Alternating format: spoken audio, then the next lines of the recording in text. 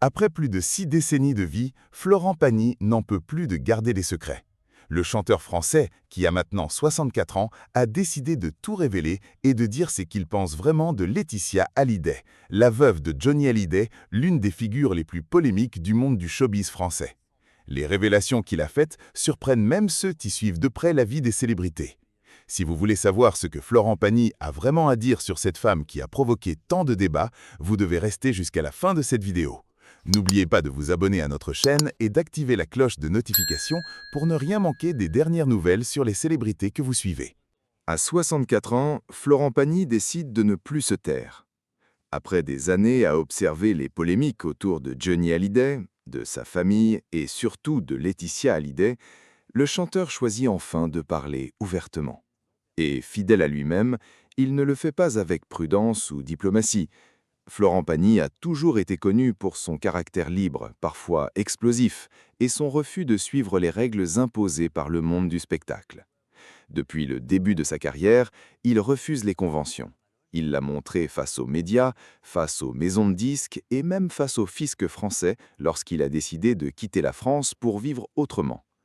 Cette image de rebelle authentique lui colle à la peau depuis des décennies. Contrairement à beaucoup d'artistes qui préfèrent éviter les conflits publics, Pagny n'a jamais aimé les faux-semblants.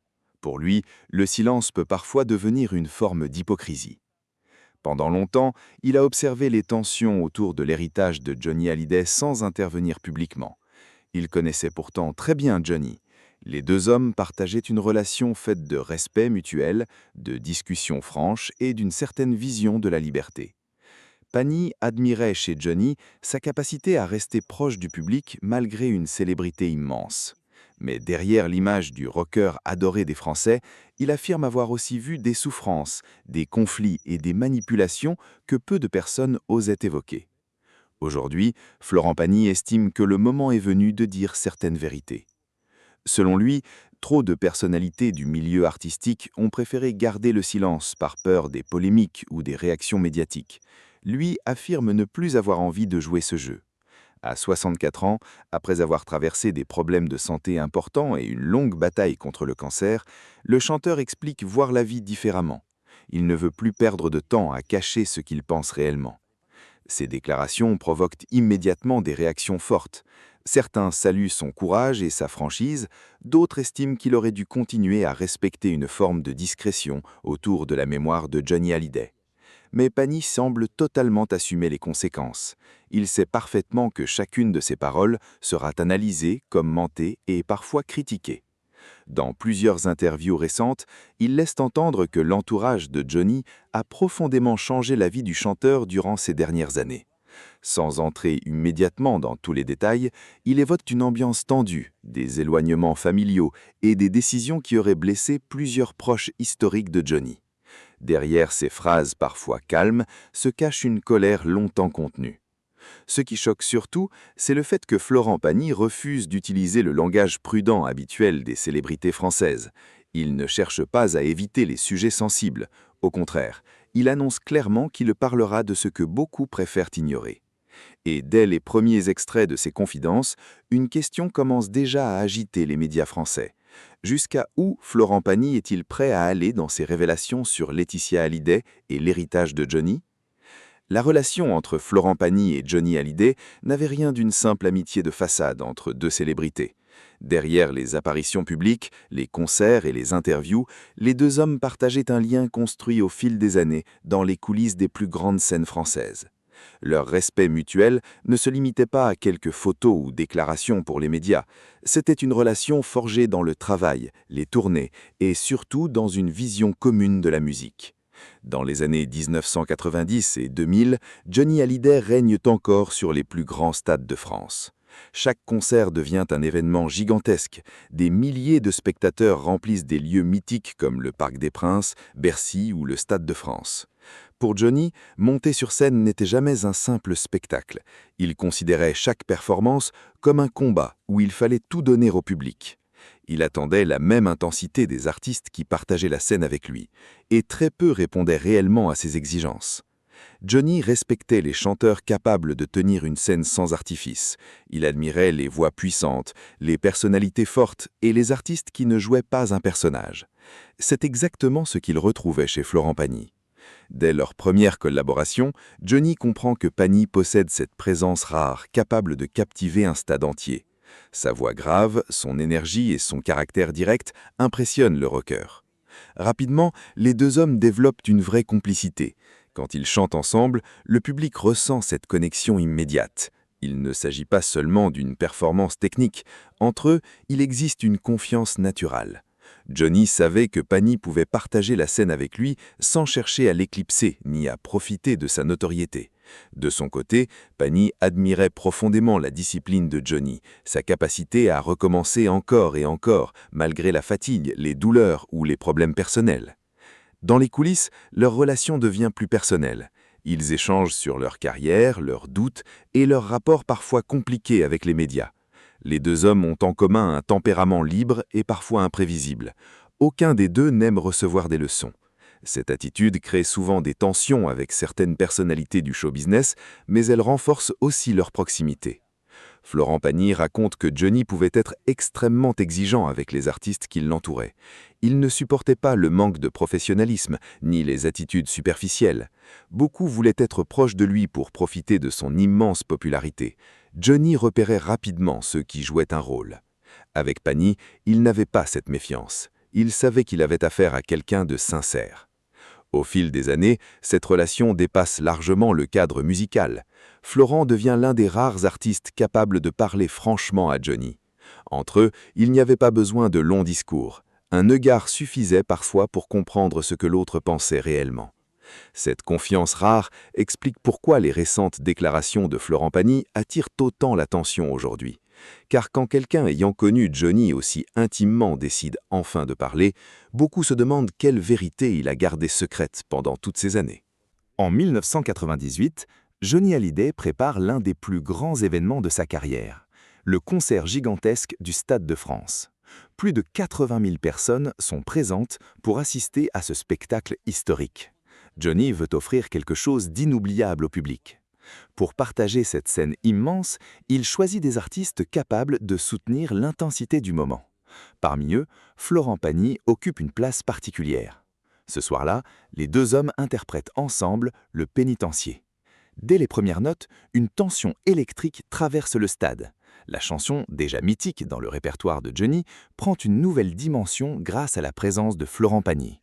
Les deux voix puissantes semblent à la fois s'affronter et se compléter. Johnny apporte sa force rock et son émotion brute. Pagny répond avec sa voix grave, profonde et maîtrisée. Le public comprend immédiatement qu'il assiste à un moment rare. Sur scène, aucun des deux ne cherche à dominer l'autre. Pourtant, une sorte de duel vocal naturel s'installe entre eux. Chaque phrase chantée ressemble à une réponse à l'autre. Cette intensité crée une magie particulière que seuls les grands concerts en direct peuvent produire. Les spectateurs sentent qu'il ne s'agit pas d'une performance calculée ou répétée mécaniquement. Tout paraît vivant, spontané et sincère. Johnny adorait ce type d'énergie sur scène. Il disait souvent que les meilleurs moments arrivaient lorsque les artistes oubliaient complètement les caméras et se concentraient uniquement sur le public. Avec Florent Pagny, cette connexion fonctionnait parfaitement. Les deux hommes savaient comment faire monter la tension dans un stade entier simplement avec leur voix et leur présence. 5 ans plus tard, en 2003, une autre performance marque profondément les fans. Cette fois, c'est au Parc des Princes que Johnny invite Florent Pagny pour interpréter « Pense à moi ». Le concert est très attendu et l'ambiance électrique dès l'arrivée des spectateurs. Mais quelques heures avant le spectacle, un incident provoque une énorme montée de stress. Florent Pagny arrive en retard. À cause d'un problème de déplacement et d'un emploi du temps compliqué, le chanteur risque de manquer les répétitions finales. Dans les coulisses, la tension devient énorme. Les équipes techniques paniquent. Johnny lui-même commence à s'inquiéter. Un concert de cette taille repose sur une organisation précise, où chaque minute compte. Florent Pagny racontera plus tard avoir vécu un véritable moment de panique. Il savait à quel point Johnny détestait les retards et le manque de sérieux. Dans le trajet, il imagine déjà le pire, la colère du rocker, l'annulation du duo ou une ambiance glaciale avant de monter sur scène. Mais une fois arrivé, le professionnalisme reprend immédiatement le dessus. Johnny ne perd pas de temps avec les reproches. Les deux hommes se concentrent directement sur la performance. Quelques minutes plus tard, ils montent ensemble sur scène devant des milliers de spectateurs qui ignorent totalement le chaos vécu en coulisses. Et encore une fois, la magie opère. Le duo devient l'un des points forts du concert. Les regards échangés entre Johnny et Florent montrent une confiance construite au fil des années. Derrière les sourires et la puissance des voix, il existe déjà une relation bien plus profonde que le public ne l'imagine encore à cette époque. Entre Johnny Hallyday et Florent Pagny, il existait une qualité devenue rare dans le monde du spectacle, l'authenticité. Aucun des deux hommes n'aimait jouer un personnage pour séduire le public ou rassurer les médias. Ils préféraient parfois choquer plutôt que devenir artificiels. Cette sincérité, parfois brutale, explique en grande partie le respect profond qui s'est installé entre eux au fil des années. Johnny avait toujours eu du mal avec les artistes fabriqués par l'industrie musicale. Derrière son immense popularité, il restait un homme instinctif qui repérait rapidement les attitudes fausses ou calculées. Il pouvait accepter les défauts, les erreurs ou même les excès, mais il détestait l'hypocrisie. Florent Pagny possédait exactement cette même manière d'être. Il parlait librement, assumait ses opinions et refusait de modifier sa personnalité pour plaire à tout le monde. Cette absence de filtre rapprochait naturellement les deux chanteurs. Dans les interviews comme dans la vie privée, Florent Pagny ne cherchait jamais à contrôler chaque mot. Johnny fonctionnait souvent de la même façon. Tous les deux pouvaient se montrer directs, parfois impulsifs, mais toujours sincères. Cette honnêteté créait une relation simple entre eux. Aucun besoin de jouer un rôle ou de surveiller constamment ses paroles. Pour Johnny, chanter avec quelqu'un représentait beaucoup plus qu'une simple collaboration artistique. Monter sur scène à ses côtés devenait presque une épreuve. Il attendait une intensité totale, une énergie capable de tenir face à lui devant des dizaines de milliers de spectateurs. Beaucoup d'artistes, impressionnés par son aura, perdaient leurs moyens une fois sur scène. Johnny pouvait être intimidant, même pour des chanteurs expérimentés. Florent Pagny, lui, ne reculait jamais. Au contraire, il semblait trouver dans cette pression une force supplémentaire. Sa voix puissante et son caractère affirmé lui permettaient d'exister naturellement aux côtés du rocker sans jamais paraître écrasé. Johnny respectait énormément cette capacité. Il admirait les artistes capables de rester eux-mêmes dans les situations les plus impressionnantes. Les répétitions de concerts révélaient aussi un autre point commun entre les deux hommes, leur obsession pour la qualité du spectacle. Johnny travaillait chaque détail avec une exigence énorme. Les lumières, le son, les entrées sur scène, les musiciens, tout devait être parfaitement maîtrisé. Contrairement à certaines idées reçues, Florent Pagny partageait exactement cette même rigueur. Même lorsqu'il donnait l'image d'un artiste libre et détendu, Pagny préparait énormément ses performances. Il voulait offrir au public quelque chose de vrai et de puissant.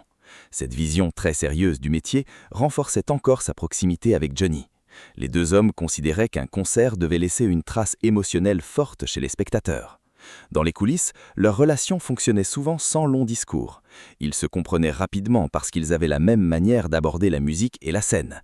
Cette connexion dépassait le simple respect professionnel. Elle reposait sur des valeurs communes, la liberté, la sincérité et le refus des faux-semblants. Avec les années, Florent Pagny commence pourtant à observer des changements autour de Johnny. Certaines personnes de son entourage lui paraissent moins sincères, plus intéressées par l'image, le contrôle et les apparences. Au début, il garde ses impressions pour lui, mais intérieurement, quelque chose commence déjà à le déranger profondément. En 2019, la guerre autour de l'héritage de Johnny Hallyday atteint un niveau explosif en France. Depuis la mort du rocker en décembre 2017, le conflit oppose violemment Laetitia Hallyday à David Hallyday et Laura Smet. Les tribunaux, les avocats et les médias suivent chaque détail de cette bataille familiale devenue publique. Jour après jour, de nouvelles révélations apparaissent.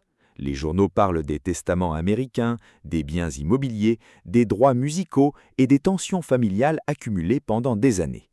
Les débats divisent l'opinion publique. Certains défendent Laetitia, affirmant qu'elle a accompagné Johnny jusqu'à la fin et qu'elle respecte ses dernières volontés. D'autres soutiennent David et Laura, estimant qu'ils ont été injustement écartés de l'héritage de leur père. Pendant longtemps, Florent Pagny reste relativement discret. Beaucoup pensent qu'il ne prendra jamais position publiquement.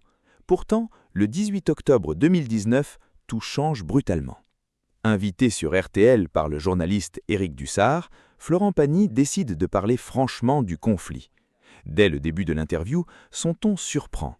Il ne cherche ni à éviter le sujet, ni à employer les formules prudentes habituelles utilisées par de nombreuses célébrités françaises lorsqu'il s'agit de Johnny Hallyday. Puis arrive la phrase qui provoque immédiatement un choc médiatique. Johnny n'est pas blanc-bleu dans toute cette histoire. Il provoque depuis le début. En quelques secondes, l'interview prend une dimension énorme. Les médias reprennent la déclaration partout. Beaucoup s'attendaient à voir Florent défendre entièrement Johnny ou éviter toute critique. Au contraire, il affirme clairement que le chanteur porte lui aussi une responsabilité dans le conflit. Selon Pagny, Johnny connaissait parfaitement les conséquences possibles de certaines décisions prises autour de son héritage. Il explique que le rocker adorait parfois provoquer des réactions fortes autour de lui. Cette manière de créer des tensions faisait partie de sa personnalité depuis longtemps. Johnny aimait contrôler les situations, tester les gens et parfois pousser les conflits jusque leurs limites. Florent laisse entendre que certaines décisions liées au testament n'étaient pas simplement des accidents ou des erreurs administratives. Pour lui, Johnny savait que cela provoquerait des blessures profondes et des affrontements familiaux après sa mort. Cette idée choque énormément une partie du public. Dans les heures qui suivent l'interview, les réactions deviennent extrêmement violentes. Certains accusent Florent Pagny de manquer de respect à la mémoire de Johnny. D'autres saluent au contraire son honnêteté et son courage. Beaucoup de proches du rocker évitent de commenter publiquement ses paroles, preuve du malaise provoqué par cette sortie médiatique. Mais Florent Pagny semble totalement assumer ses déclarations. Il refuse de participer à une image idéalisée où Johnny serait présenté comme totalement innocent dans cette affaire. Pour lui, aimer quelqu'un ne signifie pas cacher ses défauts ou réécrire la réalité. Et derrière cette phrase explosive, beaucoup commencent à se demander ce que Florent Pagny sait réellement sur les dernières années de Johnny Hallyday et sur l'influence grandissante de Laetitia dans toutes les décisions importantes. Après son interview choc de 2019, Florent Pagny ne revient pas sur ses paroles. Au contraire, il approfondit peu à peu sa réflexion sur la personnalité de Johnny Hallyday et sur les tensions laissées derrière lui après sa disparition. Ce qui dérange le plus dans ses déclarations, ce ne sont pas seulement les critiques du testament, c'est surtout l'idée que Johnny aurait pu volontairement laisser une situation explosive derrière lui. Selon Florent Pagny, Johnny possédait un caractère complexe, parfois contradictoire. Derrière l'image du chanteur généreux et proche du public, existait aussi un homme capable de provoquer des réactions très fortes autour de lui. Pagny explique que Johnny aimait observer les rapports humains, les fidélités, les conflits et les rivalités. Il pouvait parfois pousser certaines situations jusque leurs limites simplement pour voir ce qui allait se passer. C'est dans ce contexte qu'il avance une théorie qui choque énormément. Florent laisse entendre que Johnny trouvait peut-être une forme d'amusement dans le fait de laisser une friction familiale derrière lui. Non pas un amusement joyeux et léger, mais une sorte de plaisir provocateur, fidèle à son tempérament rebelle. Pour Pagny, Johnny savait parfaitement que certaines décisions autour de son héritage créeraient une immense bombe à retardement après sa mort. Cette idée provoque immédiatement des débats violents dans les médias français. Comment imaginer que Johnny Hallyday, adoré par des millions de fans, ait accepté l'idée de laisser ses enfants dans une guerre familiale aussi douloureuse? Beaucoup refusent totalement cette vision. Pourtant, Florent Pagny insiste sur un point. Il ne parle pas comme un simple observateur extérieur ou un journaliste cherchant le scandale. Il parle comme un homme qui a connu Johnny personnellement pendant des années. Et c'est précisément ce qui donne autant de poids à ses paroles. Pagny rappelle souvent que Johnny possédait une personnalité capable d'extrême. Sur scène, il pouvait faire vibrer un stade entier en quelques secondes. Il savait créer des émotions immenses, contrôler une foule et provoquer des réactions presque instinctives chez le public. Cette puissance émotionnelle existait aussi dans sa vie privée. Johnny aimait les relations intenses, les situations fortes et parfois même les confrontations. Selon Pagny, cette capacité à provoquer ne disparaissait jamais complètement. Il explique que Johnny pouvait être extrêmement généreux un jour, puis totalement imprévisible le lendemain. Cette dualité faisait partie de son charme, mais aussi de sa complexité. Beaucoup de proches auraient peut-être accepté ces contradictions pendant des années sans jamais oser en parler publiquement. Florent Pagny, lui, refuse désormais ce silence. Pour lui, présenter Johnny uniquement comme une victime ou comme un homme parfait serait mentir au public. Il affirme qu'on peut admirer un artiste immense tout en reconnaissant ses zones ombres. Cette position crée un malaise profond dans le monde du spectacle français, où beaucoup préfèrent protéger la légende de Johnny sans entrer dans les aspects les plus compliqués de sa personnalité. Mais Florent semble convaincu que certaines vérités doivent être dites, même si elles dérangent. Plus les interviews avancent, plus il laisse entendre qu'il a vu de près des comportements, des tensions et des manipulations que le grand public ignore encore. Et derrière ces critiques sur le testament apparaît progressivement une autre question beaucoup plus sensible. Quel rôle exact Laetitia Hallyday aurait-elle joué dans cette atmosphère devenue explosive autour de Johnny durant ces dernières années? En septembre 2021, un nouvel hommage à Johnny Hallyday provoque une vague de débats en France. Devant l'Accor Arena de Paris, anciennement Bercy, une sculpture monumentale dédiée au rocker est inaugurée en présence de nombreuses personnalités, de fans et de Laetitia Hallyday. L'événement devait célébrer la mémoire de Johnny dans un lieu symbolique où il avait triomphé tant de fois sur scène. Mais très rapidement, la polémique éclate. L'œuvre est réalisée par Bertrand Lavier, connu pour son style contemporain et parfois provocateur. Au lieu d'une statue classique représentant Johnny Hallyday en chanteur ou en rocker, l'artiste imagine une création beaucoup plus moderne, un immense manche de guitare métallique accompagné d'une Harley-Davidson bleue suspendue dans les airs. Pour Bertrand Lavier, cette sculpture symbolise les deux grandes passions de Johnny, la musique et la route. La guitare représente évidemment sa carrière exceptionnelle et son lien avec le rock. La Harley-Davidson rappelle sa passion légendaire pour les motos, la liberté et les grands voyages. L'artiste explique vouloir créer une œuvre vivante et moderne plutôt qu'un monument figé. Laetitia Hallyday soutient immédiatement le projet. Elle affirme que Johnny aurait aimé cette approche originale et audacieuse. Selon elle, le rocker ne voulait pas d'un hommage trop classique ou trop sérieux. Elle insiste sur le fait que cette sculpture reflète parfaitement l'esprit libre et rebelle de son mari. Mais une grande partie du public réagit très différemment. De nombreux fans se disent déçus en découvrant l'œuvre. Beaucoup espéraient une représentation plus traditionnelle de Johnny Hallyday. Un visage, une silhouette sur scène, une posture emblématique avec un micro ou une guitare. Certains ne reconnaissent pas du tout le chanteur dans cette création contemporaine. Sur les réseaux sociaux, les critiques deviennent rapidement très nombreuses. Certains parlent même d'un hommage froid et impersonnel. Pour beaucoup de fans historiques, Johnny représentait avant tout une présence humaine immense, une voix, une émotion directe avec le public. Ils auraient voulu retrouver cette image dans le monument installé devant l'Accor Arena de Paris. Au lieu de cela, ils découvrent une œuvre artistique jugée abstraite et difficile à comprendre. Les médias français relaient largement la controverse.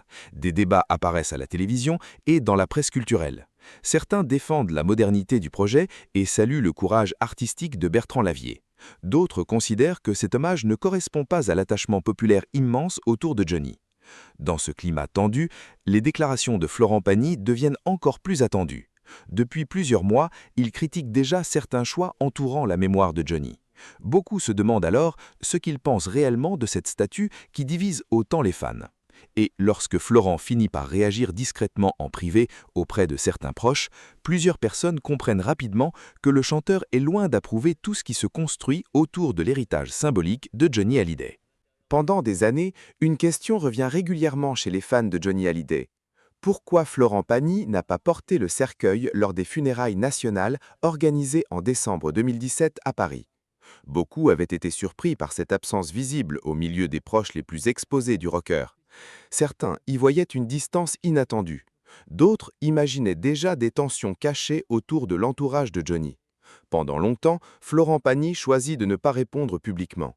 Mais en 2023, dans son autobiographie intitulée « Pan », le chanteur décide enfin d'expliquer ce moment très douloureux. Et ces mots montrent une souffrance bien plus profonde que ce que beaucoup imaginaient.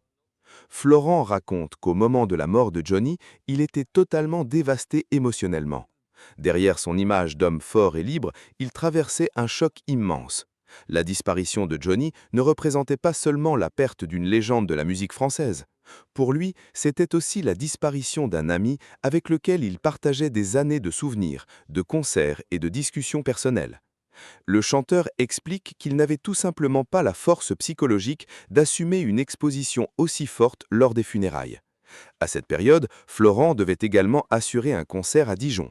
Malgré la douleur, il continuait à monter sur scène devant le public, mais intérieurement, il se sentait vidé. Il raconte qu'il vivait les journées presque automatiquement, sans réellement réussir à contrôler ses émotions. Dans Pan, il révèle surtout une phrase très intime, qui touche profondément les lecteurs. En parlant de Johnny, Florent écrit « Tu aurais fait pareil pour moi ». À travers ces quelques mots, il explique qu'il croyait profondément que Johnny aurait compris son absence. Selon lui, leur relation allait au-delà des cérémonies officielles ou des apparitions publiques. Ils se connaissaient suffisamment pour comprendre leurs réactions sans avoir besoin d'explications compliquées. Florent insiste aussi sur leurs nombreuses ressemblances de caractère. Tous les deux détestaient certaines formes d'exposition émotionnelle forcée. Johnny lui-même pouvait parfois fuir certaines situations trop lourdes affectivement.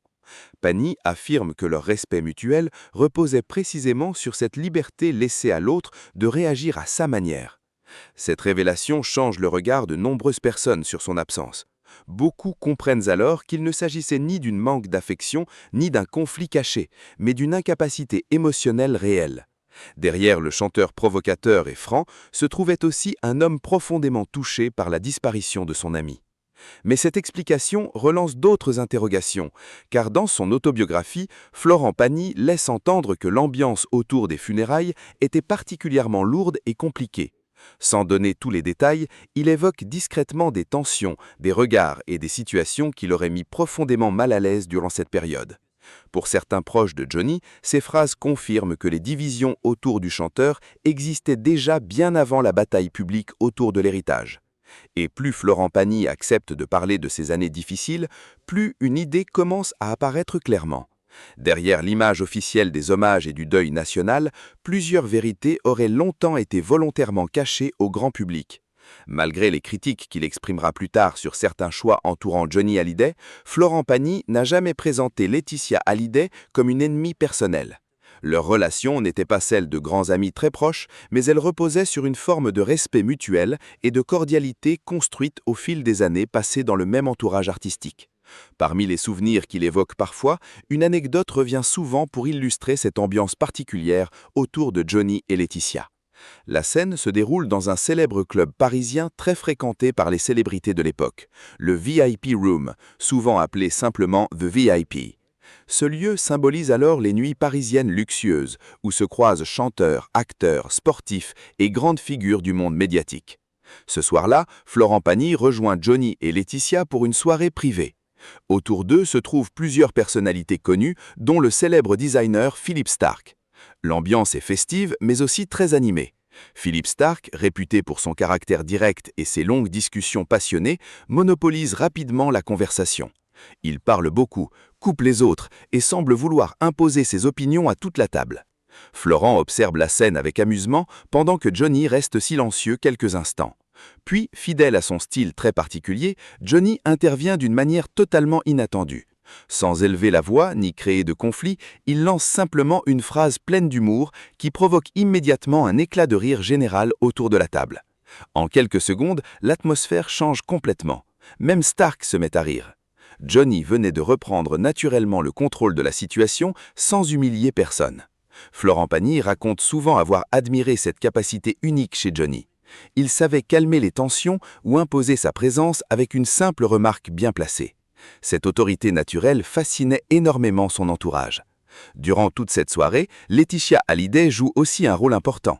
Florent remarque sa manière très élégante de gérer les échanges, d'accueillir les invités et de maintenir une ambiance agréable autour de Johnny. Elle fait attention aux détails, veille au confort de chacun et intervient discrètement lorsque certaines discussions deviennent trop tendues. À cette époque, Florent ne voit pas Laetitia Hallyday comme une figure manipulatrice ou dominante.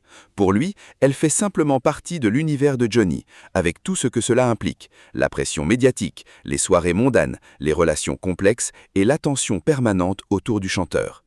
Entre Florent et Laetitia, les rapports restent toujours polis et respectueux. Ils ne développent pas une relation intime ou particulièrement proche, mais il n'existe pas non plus d'hostilité ouverte. Chacun semble comprendre la place de l'autre dans la vie de Johnny. C'est précisément ce qui rend les prises de parole futures de Florent Pagny encore plus troublantes pour le public. Car lorsqu'il commence plus tard à critiquer certains choix liés à l'entourage de Johnny, il le fait sans haine personnelle apparente, mais avec le regard d'un homme qui a observé de l'intérieur les équilibres fragiles autour de la star. Et plus ses souvenirs refont surface, plus une question devient centrale. À quel moment exact cette atmosphère de complicité et de respect a commencé à se transformer en tension silencieuse autour de Johnny? Au fil des années, Florent Pagny découvre un dernier lien troublant qui le rapproche encore davantage de Johnny Hallyday. Au-delà des concerts, de l'amitié et des polémiques, les deux hommes partagent aussi une histoire médicale profondément marquante. Tous les deux ont été suivis par le professeur David Kayat, célèbre cancérologue de l'hôpital de la Pitié-Salpêtrière à Paris. Pour Florent Pagny, cette coïncidence prend une dimension très émotionnelle lorsqu'il apprend en 2022 qu'il souffre d'un cancer du poumon. Le diagnostic provoque un choc immense. Lui, qui a toujours donné l'image d'un homme solide et libre, se retrouve soudain confronté à la maladie, exactement comme Johnny quelques années plus tôt. Très vite, les souvenirs remontent. Florent pense immédiatement au combat de Johnny contre le cancer. Il se rappelle les périodes difficiles, les traitements, la fatigue physique et les inquiétudes visibles autour du chanteur durant ces dernières années. Mais il sait aussi qu'entre les deux situations existe une différence fondamentale. Dans le cas de Johnny, la maladie était devenue inopérable. Pour Florent, au contraire, les médecins réussissent à mettre en place un traitement efficace. Grâce au soi et à une longue bataille médicale, Florent Pagny annonce finalement être en rémission.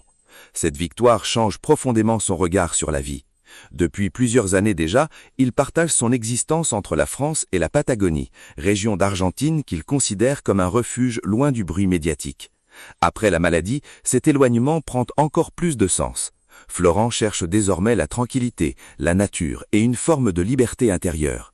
Mais même à distance, il continue à réfléchir à tout ce qui s'est passé autour de Johnny Hallyday. Au fil du temps, son discours devient plus nuancé que ce que certains médias ont voulu retenir. Florent ne cherche pas à désigner un seul coupable dans les conflits autour de l'héritage et des tensions familiales. Selon lui, la réalité est beaucoup plus complexe. Il estime que Johnny Hallyday lui-même a créé une partie du problème par certaines décisions et par son goût pour les situations émotionnelles intenses. Il pense aussi que Laetitia Hallyday a parfois participé à renforcer les divisions autour du chanteur, volontairement ou non. Mais il reconnaît aussi que David Hallyday et Laura Smet ont profondément souffert dans cette histoire devenue publique. Pour Florent Pagny, Nelson ne sort réellement vainqueur de cette guerre familiale. C'est précisément pour cette raison que Florent refuse les récits trop simples ou les versions officielles entièrement contrôlées. Il ne veut ni participer à une diabolisation totale de Laetitia Hallyday, ni accepter une image parfaite et irréprochable de Johnny. Selon lui, la vérité se trouve dans les nuances, dans les contradictions humaines et dans les zones grises que beaucoup préfèrent éviter. Au fond, ce n'est peut-être pas cela que Florent Pagny veut laisser comme héritage personnel. Une fidélité sincère à la mémoire de Johnny, mais aussi le courage de parler honnêtement, même lorsque les vérités dérangent. Et malgré toutes les polémiques, une chose semble certaine à ses yeux. Derrière les batailles judiciaires, les statuts et les débats médiatiques, il restera toujours avant tout la voix immense de Johnny Hallyday résonnant dans le cœur du public français. Et alors, qu'avez-vous pensé des révélations de Florent Pagny sur Laetitia Hallyday? Laissez votre commentaire ci-dessous. Dites-moi si vous êtes d'accord ou non avec ce qu'il a dit. Partagez cette vidéo avec vos amis pour qu'ils soient aussi au courant de tout ce qui se passe dans le monde des célébrités. Et n'oubliez pas de vous abonner à la chaîne et d'activer cette cloche de notification pour recevoir en premier tous les vidéos que nous publions. Merci beaucoup d'avoir regardé jusqu'ici et on se voit dans la prochaine vidéo. Un gros bisou!